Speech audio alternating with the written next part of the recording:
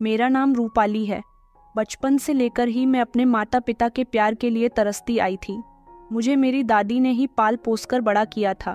मैं बचपन से ही एक ऐसे इंसान थी जो कभी खुलकर नहीं हंसती थी। एक ही घर में हम सब लोग रहते थे। जब मेरी दादी जिंदा थी तब वह मुझसे बहुत प्यार करती थी। मेरे सारे काम भी वही किया करती थी। मेरी दादी की कोई बेटी नहीं थी, उनके सिर्फ 2 बेटे थे। दादी ने बताया था कि जब मैं बहुत छोटी थी तब मेरे मम्मी पापा तो इस दुनिया को छोड़कर चले गए थे। अब घर में सिर्फ दादी, मेरे चाचा चाची और उनके 2 बच्चे मौजूद थे। मेरे चाचा की बेटी का नाम नमिता और बेटे का नाम निमेश था। वह दोनों आपस में खेलते रहते थे। उन दोनों ने कभी मुझे अपने साथ शामिल नहीं किया था, जबकि मैं तरसती हुई नज़रों के साथ उन्हें खेलते हुए देखती रहती थी। मेरा भी मन करता था कि वह मुझे भी अपने साथ खेल में शामिल कर ले, मगर वह दोनों तो मुझसे ऐसे दूर भागते थे जैसे मैं उनकी कजिन नहीं बल्कि उनकी कोई दुश्मन हूँ। हम तीनों एक ही स्कूल में पढ़ते थे। चाचा मुझसे बहुत प्यार करते थे, मगर वह ज़्यादातर काम में लगे रहते थे, इसलिए बहुत बिजी रहते थे। लेकिन सुबह के टाइम पर वह हम तीनों को अपनी गाड़ी से स्कूल छोड़ आते थे और दोपहर को हम तीनों एक दूसरे के साथ घर आ जाते थे। दादी मुझे चाचा के बच्चों से ज़्यादा प्यार करती थी। वह कहती थी कि तुम मेरी लाडली बेटी हो। तुम छोटी थी तब से ही मैंने तुम्हारी परवरिश की है, इसलिए मुझे तुमसे ज़्यादा लगाव है। दादी जब मुझे बताती थी कि तुम्हारे मम्मी पापा इस दुनिया से जा चुके हैं, तब चाची मुझसे कहती थी कि तुम्हारी दादी झूठ बोलती है। तुम्हें तो वह कुंभ के मेले में से लेकर आई थी जब तुम सिर्फ 3 साल की थी। मैं अपनी चाची की बात सुनकर उदास हो जाती थी और दादी को बताया करती थी तो दादी चाची को मेरे सामने ही डांटना शुरू कर देती थी। उस समय मेरी उम्र 60 साल थी। मैं अपने बारे में ज़्यादा कुछ नहीं जानती थी। दादी का कहना था कि चाची मुझसे झूठ बोलती है। मैं चाची की बातों में ना आया करूं। मैं देखती थी कि चाची अपने बच्चों से बहुत प्यार करती थी। उनको देखकर मैं मन ही मन सोचती कि अगर मेरी मम्मी भी जिंदा होती तो वह मुझे भी बहुत प्यार करती। चाची ने तो कभी मुझे माँ बनकर पाला ही नहीं था। वह तो मुझे दादी के पीछे हमेशा डांटती रहती थी। एक दादी ही थी जिनको मेरी परवाह थी, जो मेरे सारे काम किया करती थी, जो मेरी छोटी छोटी ख्वाहिशों को पूरी किया करती थी। मैंने दादी से कई बार कहा था कि वह मेरे मम्मी पापा का फ़ोटो मुझे दिखा दे, मगर दादी कहती थी कि मैं तुम्हारे मम्मी पापा की फ़ोटो रखकर भूल गई हूँ, ना जाने वह कहाँ पर है। जैसे ही मुझे मिलेंगे मैं तुम्हें दिखा दूंगी। मगर चाची कहती थी कि तुम्हारी दादी तुमसे झूठ बोलती है, तुम्हारे माता पिता का कोई फ़ोटो ही नहीं है। मेरा कहना मानो, तुम मेरी बात पर यकीन किया करो। तुम्हें तुम्हारी दादी कुंभ के मेले में से ही लेकर आई थी, मगर तुम मेरी बात का यकीन ही नहीं करती हो। अब मैं किसकी बात का यकीन करती? मैंने सोच लिया था कि मुझसे जो ज़्यादा प्यार करता है मैं उसी की बात का यकीन करूँगी। मैं अपनी दादी की ही बात का यकीन किया करती थी। मैंने कई बार दादी से अपने ननिहाल के बारे में भी पूछा था, तो दादी कहती थी कि तुम्हारी माँ इकलौती बेटी थी और तुम्हारे नाना नानी उसके बचपन में ही मर गए थे। इसीलिए मैंने दादी की इस बात पर भी यकीन कर लिया था। जब निमिषा और नमिता के नाना नानी हमारे घर आते थे और वह उनके लिए ढेर सारे गिफ्ट्स लेकर आते और उन्हें बहुत प्यार करते, तो मैं उन्हें बड़ी बेताब नज़रों से देखती थी कि काश मेरे नाना नानी भी होते तो मुझे भी इसी तरह से प्यार करते। वो लोग भी मुझसे प्यार से बात करते थे, मगर सिर्फ मेरे चाचा और दादी के सामने। जब चाचा और दादी सामने नहीं होते थे तब वो लोग मुझे धुतकार दिया करते थे। मेरी चाची मुझे बहुत डांटती थी और मुझसे मना करती थी कि मेरी कोई भी शिकायत अपनी दादी से मत करना। मैं चाची की घूरती हुई नज़रों से बहुत डरती थी, इसलिए उनकी कोई बात दादी से नहीं कहती थी। चाची मुझे हमेशा बातें सुनाती रहती थी कि यह हमारा घर है, तू तो ना जाने कौन है, किसका खून है। तेरी दादी तुझे यहाँ पर लेकर आई है और हम पर बोझ बना दिया है। चाची की ऐसी बातों पर मेरी आंखें आंसू से भर जाती थीं। उनके दोनों ही बच्चे मुझ पर बहुत रौब झाड़ते थे। फिर मैं जल्दी से सारी बातें भूलकर मग्न हो जाती थी। चाची के बच्चे मुझसे बहुत काम करवाते थे और मैं भाग भाग कर उनका काम करती थी। कुछ समय बाद मेरी दादी भी मुझे इस दुनिया से छोड़कर चली गई। उनके जाने के बाद तो मैं पूरी तरह से अकेली रह गई थी। इस समय मेरी उम्र 17 साल थी। मैं बहुत दुखी हो गई थी। एक आखिरी प्यार करने वाला सहारा भी मुझसे छूट गया था। चाचा तो बहुत नरम दिल और प्यार करने वाले थे। जो अपने बच्चों का सामान लेकर आते वही मेरे लिए भी ज़रूर लेकर आते थे। मगर चाचा जी फालतू किसी से बात नहीं करते थे। आखिर मैं भी अपना दर्द किसको सुनाती? इस घर में मेरी परेशानी सुनने वाला कोई भी नहीं था। दादी के मरने के बाद मैं उनकी चीज़ों को देख देख कर रोती रहती थी। मुझे उनकी बहुत याद आती थी। मेरी हिम्मत पूरी तरह से टूट चुकी थी। इस घर में अब सब लोग मुझसे नफरत करने वाले ही बचे थे। चाचा जी मुझे भी आगे पढ़ाना चाहते थे, मगर चाचा ने कहा था कि इसके लिए इंटर ही काफ़ी है। चाचा जी के मना करने के बावजूद भी चाचा जी ने मेरा भी एडमिशन कॉलेज में करवा दिया था। नमिता का एडमिशन तो वह 1 साल पहले ही करवा चुके थे, क्योंकि नमिता हमसे पढ़ाई में एक स्टैंडर्ड आगे थी। वह दोनों भाई बहन कॉलेज में मुझसे अलग अलग ही रहते थे। कोई भी मुझे अपनी कजिन नहीं बताता था। कॉलेज में कोई भी लड़की मेरी दोस्त नहीं थी। कुछ तो मुझे बेवकूफ़ बनाती रहती थी और फिर मुझ पर हंसती थी। मेरे दोस्त मेरे चाचा के बच्चों के साथ मिलकर मुझे छेड़ते रहते थे। जब मैंने देखा कि मुझे कॉलेज में कोई भी अहमियत नहीं देता, तो मैंने सबसे अलग अलग रहने का फैसला कर लिया था।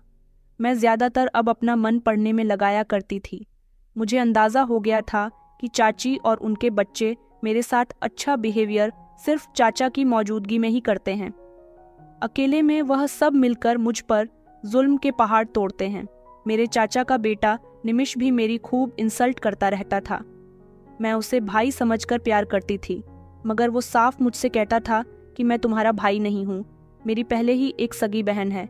मैं तो चाचा को भी कुछ नहीं बता सकती थी, क्योंकि दादी के मरने के बाद चाची इस घर की मालकिन बन गई थी। उल्टा चाची चाचा को ही बातें सुना दिया करती थी। नमिता का बीए कंप्लीट हो गया था। चाची ने उसका रिश्ता एक अच्छे परिवार में तय कर दिया था, जबकि मेरा और निमेश का अभी 1 साल बाकी रह गया था। अब घर में शादी आ जाने की वजह से चाची ने मुझे इस घर की नौकरानी बनाकर रख दिया था, और उनका बेटा भी मुझे बहुत सारे काम बताया करता था। मुझे पढ़ने का बहुत शौक था, मगर घर के काम करने की वजह से मेरी पढ़ाई का बहुत नुकसान हो रहा था। मुझे अपने चाचा पर बहुत तरस आता था कि वह मेरी फीस कैसे पूरी करेंगे। मैं चाहती थी कि मैं अपनी पढ़ाई पूरी करने के बाद नौकरी कर लिया करूंगी, ताकि चाचा का हाथ बंटा सकूं। मैं अभी आगे और पढ़ना चाहती थी, मगर चाची कहती थी कि हम तुम्हारा खर्च अब नहीं उठा सकते। चाची मुझे रात का बचा हुआ खाना खिलाया करती थी और साथ में 10 तरह की बातें भी सुनाती थी कि तुम हम पर बोझ हो। कितने समय से मेरे पति तुम्हारा खर्चा उठा रहे हैं, न जाने तुम कौन हो। तुम्हारी दादी तो इस दुनिया से चली गई और तुम्हें हम पर छोड़ गई है।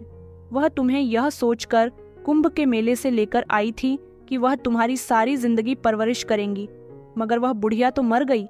अगर सारी जिंदगी तुम्हारी परवरिश करने के लिए लेकर ही आई थी, तो मरने पर भी तुम्हें अपने साथ लेकर जाना था ना। हमेशा वह यही कहती थी कि तुम हम पर बोझ बन गई हो। मैं बच्चों को ट्यूशन भी पढ़ाती थी, वह भी तब जब चाची शाम को सोती थी, वरना चाची मुझे सुकून से पढ़ने भी नहीं देती थी और मुझे बार बार उठाती रहती थी। फिर ट्यूशन के पैसे भी वह सारे खुद ही ले लिया करती थी। कहती थी कि महंगाई बहुत है और फिर तुम्हारा खर्च भी तो हम ही करते हैं, इस हिसाब से तुम्हारे पैसे हमारे हुए। मुझे कई बार भूखा रहना पड़ता था, मगर मैं किसी से कोई शिकायत नहीं करती थी। यही सोचती थी कि अगर मेरी किस्मत में भूखा रहना ही लिखा है तो फिर क्या हो सकता है। अब तो चाचा को भी चाची के बिहेवियर का अंदाजा होने लगा था, मगर वो चाची के आगे बेबस थे। इस घर में अकेले वही तो ऐसे इंसान थे जो आते और 2 बोल प्यार के बोल लिया करते थे। उनसे मुझे सुकून मिल जाता था। चाची के बिहेवियर के बारे में मैं भी चाचा को कुछ नहीं बताती थी, क्योंकि मैं यही सोचती थी कि चाची का बहुत बड़ा एहसान है जिन्होंने मुझे अपने घर में जगह दी हुई है। वह मुझे पाल तो रही है, वरना मेरा दुनिया में है ही कौन। मैं कॉलेज में बस से जाती थी। चाची अपने बेटे को तो किराए के पैसे दिया करती थी, मगर मुझे नहीं देती थी। मुझे चाचा जी चाची से छुपकर पॉकेट मनी दे दिया करते थे। मैं वह नहीं लेना चाहती थी। जानती थी कि चाचा जी घर के खर्चे बड़ी मुश्किल से पूरे करते हैं, मगर मैं इस पॉकेट मनी से बस का किराया निकाल लेती थी। कॉलेज में कुछ भी नहीं खाती थी। कैंटीन वाली आंटी से मैंने 1 घंटे काम करने की रिक्वेस्ट की तो उन्होंने मान लिया था, मगर वह मुझे बहुत कम पैसे देती थी। इससे ये होता था कि मैं आंटी के कैंटीन में 2 समोसे खा लिया करती थी, जिससे मेरा पेट भर जाता था, क्योंकि सुबह चाची मुझे नाश्ता भी नहीं देती थी। वह सोई हुई होती और मुझे जल्दी कॉलेज के लिए निकलना होता था। कुछ दिनों बाद चाचा को काम के सिलसिले में नेपाल जाना पड़ गया था, क्योंकि उनकी वहां पर अच्छी नौकरी लग गई थी। उनको अब सिर्फ 1 साल बाद ही आना था। जैसे तैसे नमिता की शादी भी हो गई थी। मैं बहुत खुश थी कि चाची ने मेरी परवरिश की है। इसी नाते मैं उनकी बहुत सेवा करती थी। चाचा जी जा चुके थे। उनके जाने के बाद और अपनी बेटी की शादी होने के बाद चाची ने लगभग सारे ही काम मुझ पर डाल दिए थे। सुबह ठीक से दिन भी नहीं निकलता था जब मुझे घर के काम करने के लिए उठना पड़ जाता था। चाचा जी के जाने के बाद चाची ने मेरी पढ़ाई रुकवा दी थी, क्योंकि मेरा बीए कंप्लीट हो चुका था। निमिष भी एक मामूली सी नौकरी पर लग गया था। वह भी अब थोड़े से पैसे लाने लगा था। मैं तो बासी रोटी पानी के साथ खा लिया करती थी। मुझे तो इस घर में अपने लिए चाय बनाने की भी परमिशन नहीं थी। अगर किसी के लिए चाय बनती और वह बच जाती तो मैं वह पी लिया करती थी। इस दुख भरी जिंदगी पर मैंने कभी उफ भी नहीं किया था।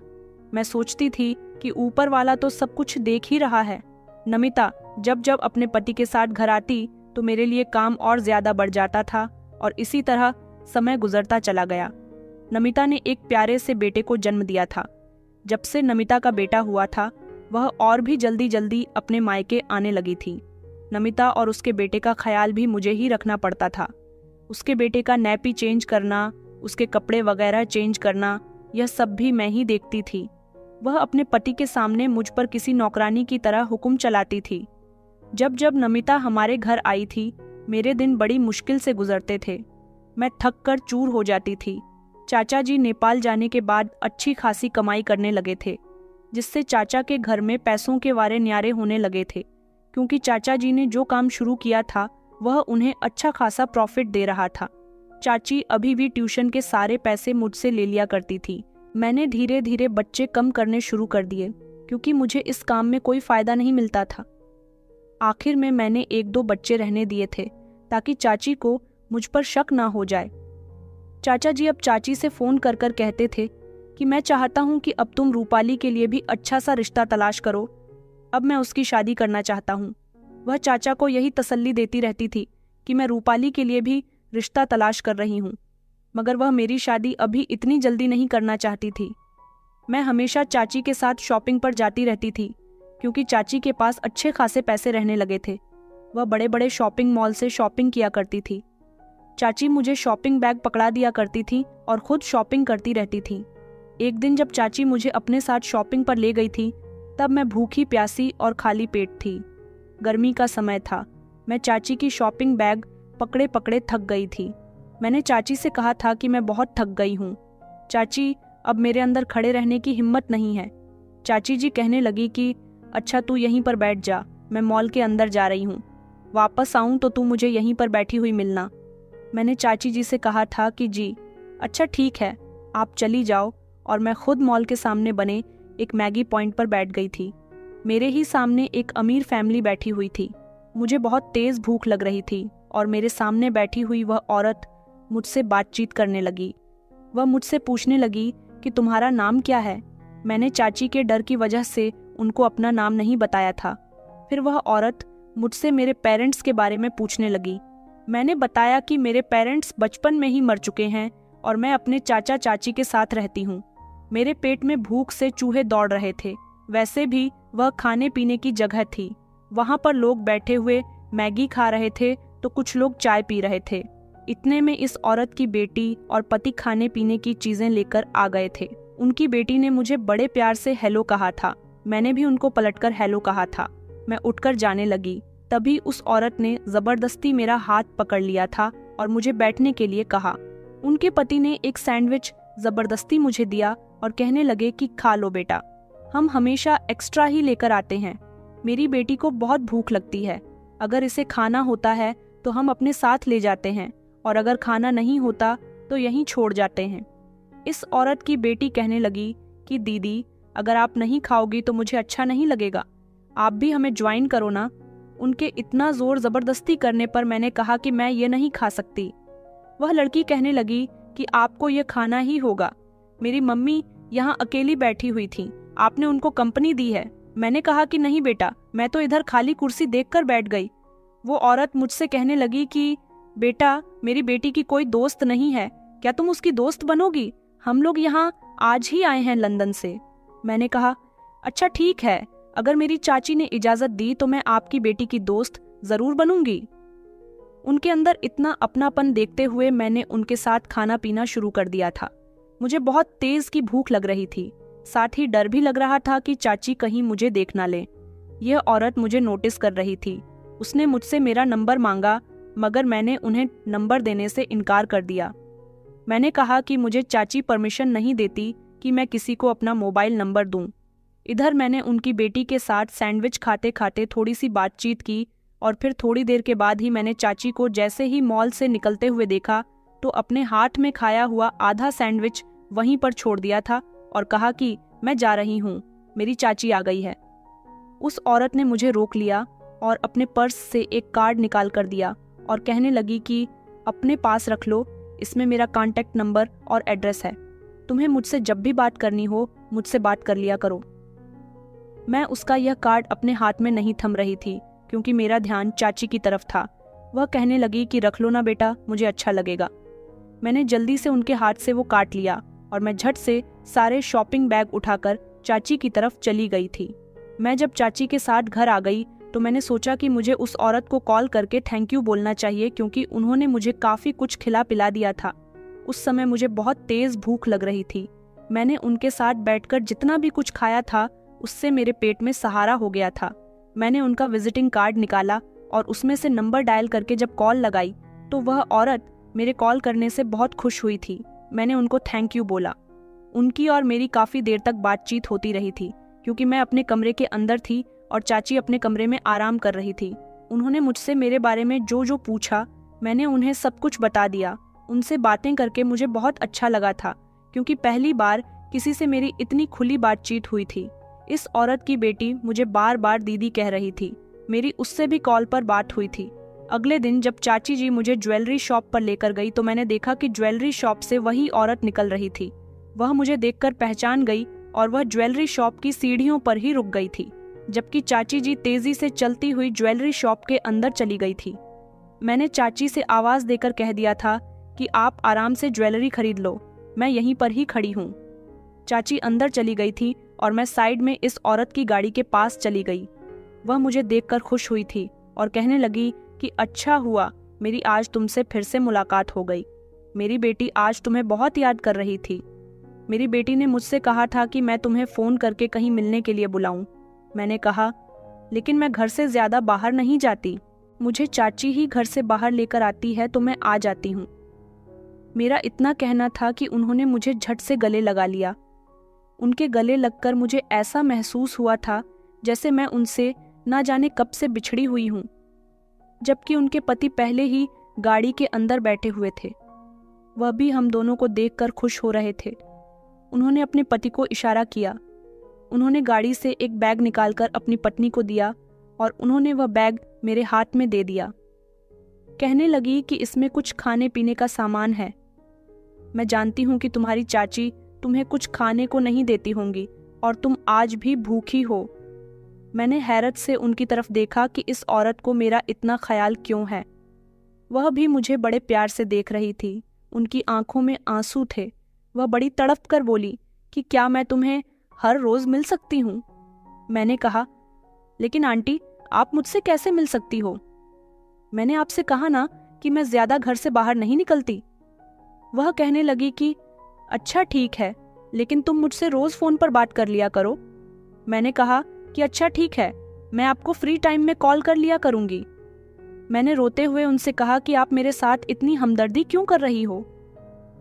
वह मुझे प्यार से गले लगाकर कहने लगी कि कुछ लोग ऐसे ही दिल को भाग जाते हैं। तुम भी मुझे अपनी बेटी जैसी लगती हो। बस तुम मुझे अपनी मम्मी की तरह ही समझो।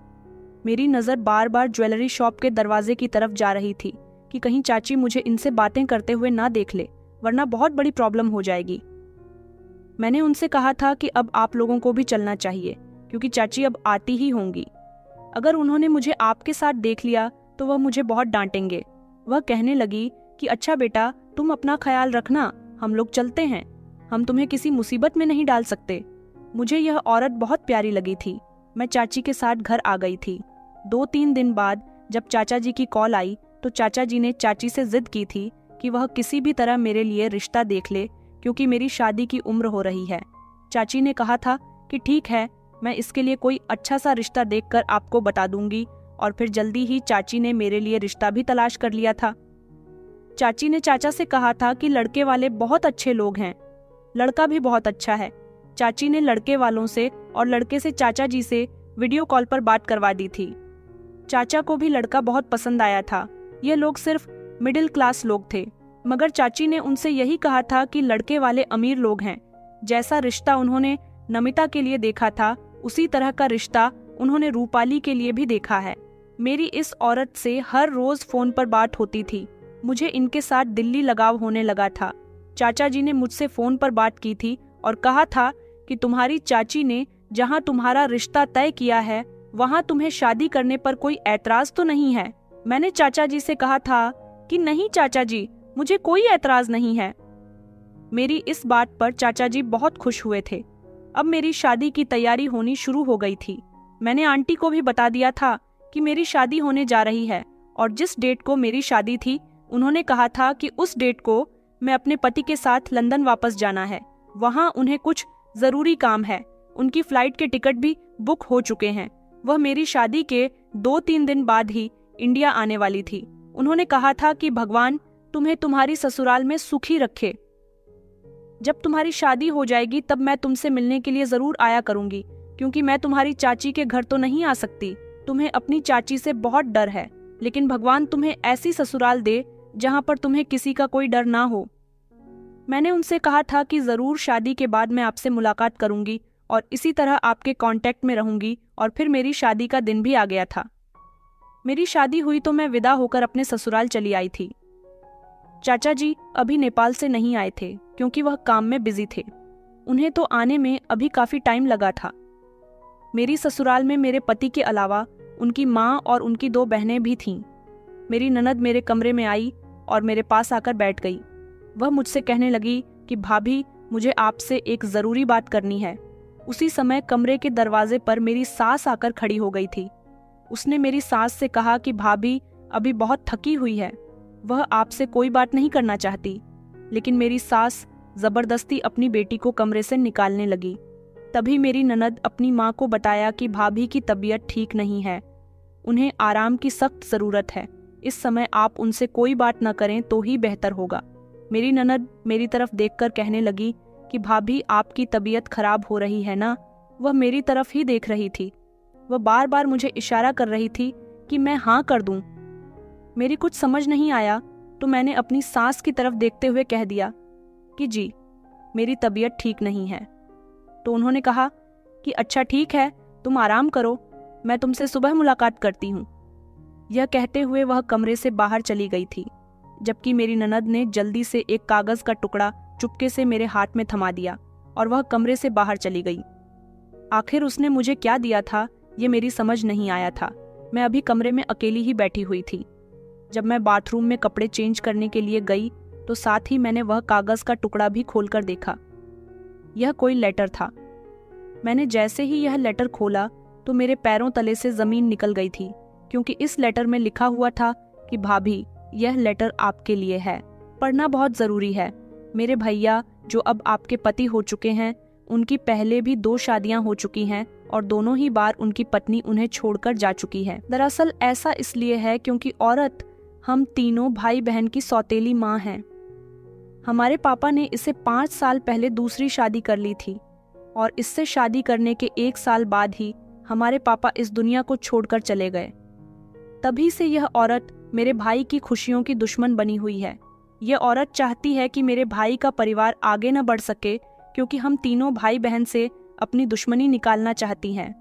इसने कभी भी हमें अपनी औलाद ही नहीं समझा और शादी की रात मेरी हर भाभी को यही कह देती है कि मेरे भाई को टीबी की बीमारी है, और फिर मेरे भाई की पत्नी उन्हें बिना कुछ बताए ही डर के मारे छोड़कर चली जाती है।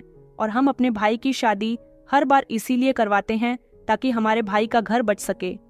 अब की बार हमें सच्चाई पता चल गई कि आखिर हमारी सौतेली माँ मेरे भाई की पत्नियों के साथ क्या करती है जब वह घर से भाग जाती है। मैं आपको पहले ही बता देती हूँ, मेरी सौतेली माँ आपसे भी यही कहेगी। आपको उनकी बात का यकीन नहीं करना। मेरे भाई बिल्कुल ठीक है, बल्कि मेरे भाई एक ऐसे इंसान है जो अपनी सौतेली माँ के हर जुल्मों सितम पर खामोश रहते हैं। मेरे भाई चाहते हैं कि वह बदल जाए और वह सारी जिंदगी उन्हें माँ जैसा प्यार करे, मगर यह औरत सुधरने का नाम ही नहीं लेती। प्लीज़ भाभी, मेरे भैया को छोड़कर मत जाना। ये लेटर पढ़कर तो मेरे होश उड़ गए थे। मेरा पति थोड़ी देर के बाद ही कमरे में आ गया और उसने मुझसे कहा कि तुम अभी अपने घर जाने वाली हो या फिर सुबह को जाओगी। मैंने उसे चौंकते हुए देखा।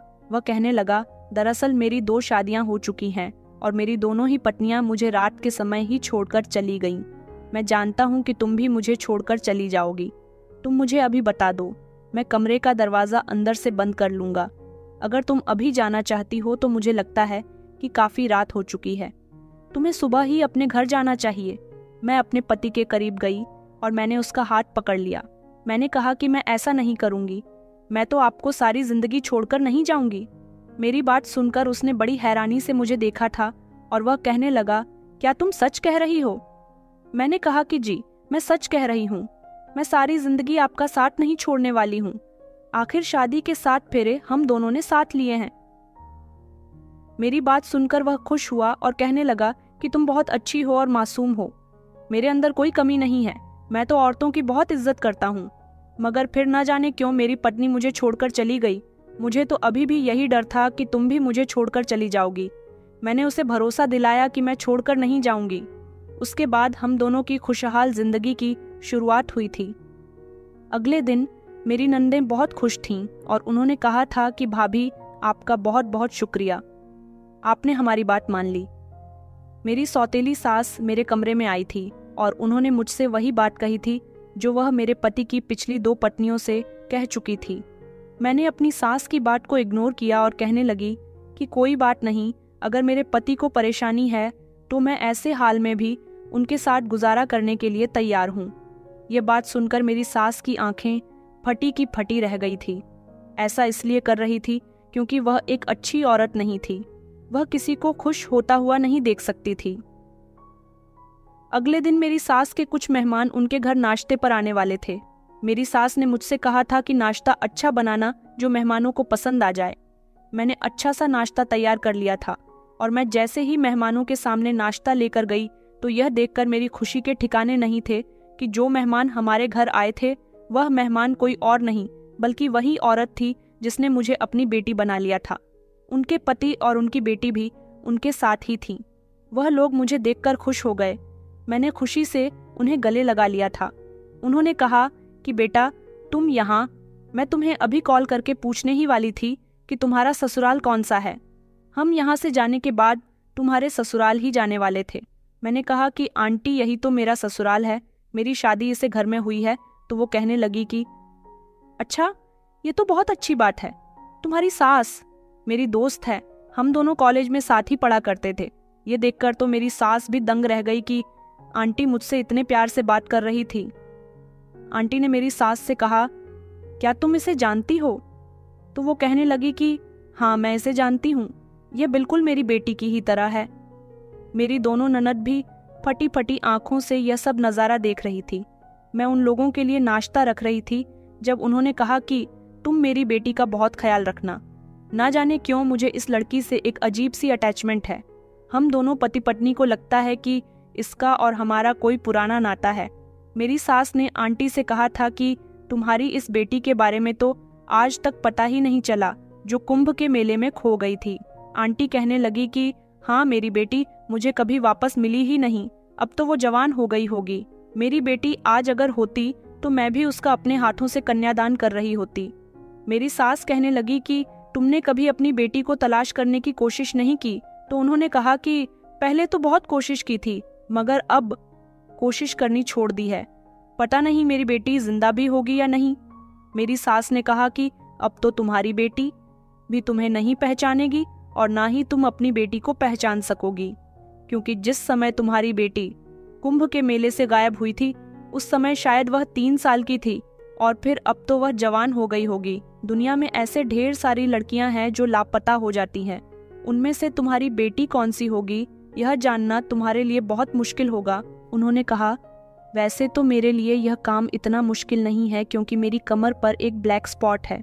जब मेरी बेटी ने जन्म लिया था उसकी कमर पर भी बिल्कुल ऐसा ही ब्लैक स्पॉट था।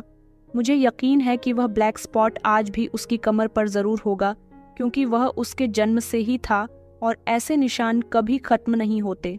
मैंने जब आंटी की यह बात सुनी तो ना जाने क्यों मुझे एक अजीब सी बात याद आई थी।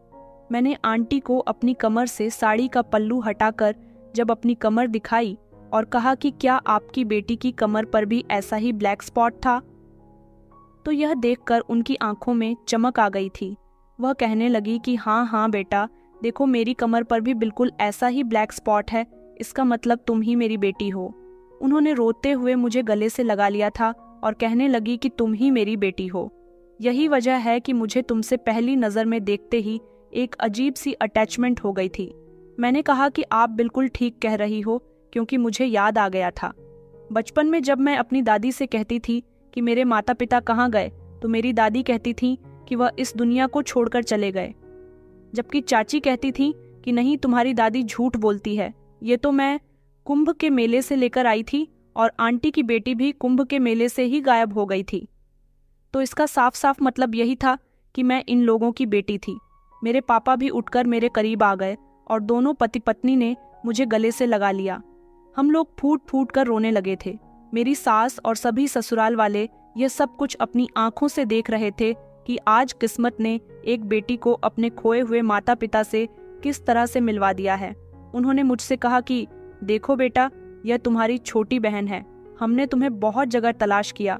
जब तुम छोटी थी तो हम लोग उज्जैन गए थे, वहां पर उस समय कुंभ का मेला लग रहा था। तुम्हारे पापा कहने लगे कि हम अपनी बेटी को कुंभ के मेले में लेकर चलते हैं। हम तुम्हें वहां ले गए थे, वहां तो लाखों के हिसाब से भीड़ होती है। फिर हमारा हाथ छूट गया था और फिर हमने तुम्हें बहुत तलाश किया मगर तुम हमें कहीं भी नहीं मिली। मैंने कहा कि उसके बाद मुझे एक ऐसी औरत ने उठा लिया था जो अपने पोता पोती को भी उज्जैन के कुंभ के मेले में लेकर आई थी। जब उन्हें मैं वहां पर अकेली रोती हुई मिली तो वह मुझे लेकर अपने घर चली गई और उन्होंने मेरी परवरिश की क्योंकि भगवान ने उन्हें सिर्फ 2 बेटे दिए थे, उनकी कोई बेटी नहीं थी। वह मुझे उस उम्र में अपनी बेटी तो नहीं बना सकती थी, इसलिए उन्होंने मुझे अपनी पोती बना लिया और सारी जिंदगी मेरी परवरिश की। मेरी मम्मी यह बात सुनकर कहने लगी कि वह औरत बहुत अच्छी औरत होगी जिसने तुम्हें सहारा दिया, तुम्हारी परवरिश की। मैंने कहा कि सच में मेरी दादी बहुत अच्छी थी। मुझे उस दिन अपनी दादी की बहुत याद आई थी। फिर मेरे पति भी वहां पर आ गए और उन्होंने भी सब लोगों से मुलाकात की। जब मेरे पति को भी पूरी बात पता चली तो वह भी दंग रह गए थे। उन्होंने मेरे मम्मी पापा से कहा था कि मैं आपकी बेटी का बहुत ख्याल रखूंगा, ये बहुत अच्छी है। चारों तरफ खुशी का समा था, सब कुछ बिल्कुल ठीक हो गया था। मेरे मम्मी पापा ने कहा था कि वह मेरी और मेरे पति की शादी दोबारा से करवाना चाहते हैं क्योंकि वह अपने हाथों से मेरा कन्यादान करना चाहते हैं। मेरे ससुराल वालों को इस बात पर कोई ऑब्जेक्शन नहीं था। मेरी शादी दोबारा से करवाई गई थी और मेरी उस शादी में मेरे चाचा चाची को भी इनवाइट किया गया था। चाचा तो नहीं आए थे मगर चाची की पूरी फैमिली आ गई थी। नमिता, निमेश और चाची मुझे देखकर बहुत खुश हुए थे। चाची तो मुझे देखकर गले से लगाकर रोने लगी थी और कहने लगी थी कि बेटा, मैंने तुम्हारे साथ आज तक जो भी किया है उसके लिए मुझे माफ़ कर दो, क्योंकि जिस दिन से तुम शादी करके गई हो उस दिन से मुझे बहुत परेशानी हो रही है। इतनी परेशानी तो मुझे अपनी बेटी के विदा होने पर भी नहीं हुई थी। तुमने सारी जिंदगी मेरा बहुत ख्याल रखा और निमिष कभी तुम्हारे जाने के बाद हम दोनों को एहसास हुआ कि तुम्हारे बिना घर की हर चीज़ अधूरी है। मैंने चाची को भी माफ़ कर दिया था, उन्होंने मुझे अपनी बेटी की तरह प्यार किया था। निमेश और नमिता का बिहेवियर भी अब मेरे साथ ठीक हो गया। मैंने चाची को बताया था कि चाची आप सही कहा करती थीं और दादी झूठ बोलती थीं कि मेरे माता पिता मर चुके हैं। आपने सच कहा था कि दादी मुझे कुंभ के मेले से लेकर आई थीं और आज मुझे मेरे माता पिता भी मिल गए। मेरे मम्मी पापा ने मेरी शादी पर बहुत सारा दान दहेज दिया था। मेरे पति ने कहा भी था कि हमें इसकी कोई ज़रूरत नहीं है, मगर उन्होंने कहा था कि हमारी बेटी की शादी है, हम अपनी बेटी को अपनी खुशी के लिए अपनी बेटी को यह सब दे रहे हैं। मेरी सास को यह सब बहुत अच्छा लगा था और फिर मैं उनकी दोस्त की बेटी थी, इसलिए उन्होंने मेरे पति से दुश्मनी निकालना बंद कर दिया और अब वह भी सुधर गई और उन्होंने अपने तीनों बच्चों से अपने किए की माफ़ी मांग ली थी। वह सौतेली माँ थी, इसलिए अपने तीनों बच्चों से बहुत जलती थी और अब उन तीनों को उन्होंने भी अपनी सगी औलाद की तरह एक्सेप्ट कर लिया। सगे रिश्ते कभी भी एक दूसरे से जुदा नहीं होते, वह चाहे 60 समुंदर पार क्यों ना बैठे हों, मगर एक ना एक दिन मिल ही जाते हैं। मेरे पेरेंट्स रहने वाले तो यहीं के थे, मगर वह कुछ कुछ समय के बाद लंदन जाते रहते थे और जब यहाँ आते थे तो अपने सारे रिश्तेदारों से मिलकर ही जाते थे। मगर अब जब से उन्हें उनकी बेटी मिली थी, वह लोग इंडिया में परमानेंटली शिफ्ट हो गए थे। मेरी जिंदगी मेरे पति के साथ बहुत खुशहाल गुजर रही है। मेरे पति मुझे बहुत प्यार करते हैं, मेरा बहुत ख्याल रखते हैं। तो दोस्तों, कहानी पसंद आई है तो वीडियो को लाइक करें। चैनल पर नए हैं तो चैनल को सब्सक्राइब करें। धन्यवाद।